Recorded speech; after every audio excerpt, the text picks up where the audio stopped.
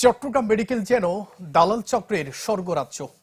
এখান থেকে রোগী ভাগিয়ে বেসরকারি হাসপাতালে নেয়া, রোগী ভর্তি আর ওষুধ কেনার নামে কমিশন বাণিজ্য, সর্বোপরি চিকিৎসা নিতে আসা মানুষকে হয়রানি যেন নিত্যকার ঘটনা। এই চক্রকে ধরতে এবার মাঠে নামলো র্যাব। ধরা পড়েছে 21 দালাল।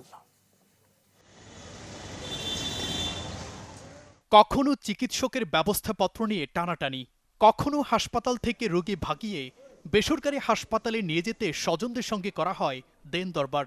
এমন নানা অপকর্মে লিপ্ত একটি দালাল চক্র সক্রিয় চট্টগ্রাম মেডিকেলে। বুধবার দুপুরে হাসপাতালটিতে অভিযান চালিয়ে এমন কর্মকাণ্ডে যুক্ত 21 জনকে আটক করে র্যাব 7, যাদের অনেককে এর আগেও আটক করা হয়েছিল। পরে তাদের বিভিন্ন মেয়াদে কারাদণ্ড ও অর্থদণ্ড দেন ভ্রাম্যমাণ আদালতের ম্যাজিস্ট্রেট।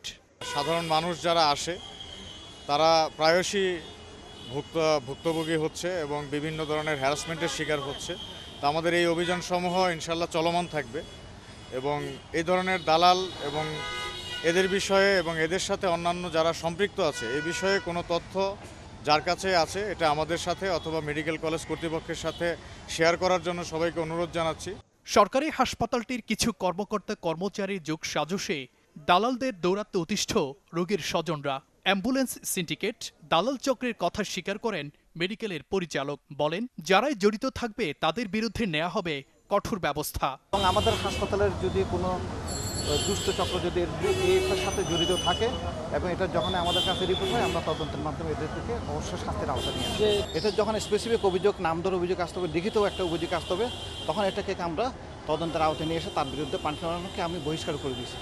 মহানগর ছাড়াও আশপাশের 15 উপজেলা ও বিভিন্ন জেলা থেকে আসা প্রতিদিন হাজারো রোগীর অসহায়ত্বের সুযোগ নিয়ে তাদের স্বজনদের কাছ থেকে অর্থ হাতিয়ে নেয় দালালরা। স্লিপ একটা ডাক্তারে লিখে দিয়েছে ডাক্তারের দোকানে যাওয়ার জন্য, ওই স্লিপটা আবার দালাল আমাদের থেকে নিয়ে হতে চলেন, ওই আমার সাথে চলেন, দাবাই ওই আমি নিয়ে দেবো। ভালোর জন্য আসে, একটু টাকা কমের জন্য আসে, যেখানে যাবে সেখানে শুধু টাকা খুঁজে, এখানে অনেক হয়রানি করে, এখানে একবার এখানে একবার ওখানে একবার এখানে। অনেকের কাছ থেকে টাকা নিচ্ছে এটা ওইটার জন্য, কিংবা ওষুধের নিয়ে বের হইলে, প্রেসক্রিপশন নিয়ে বের হইলে দৌড়ে জিজ্ঞেস করতো বা উনি নিজেই ওইটা হ্যান্ডেল করতে চাইতো, এরকম আর কি।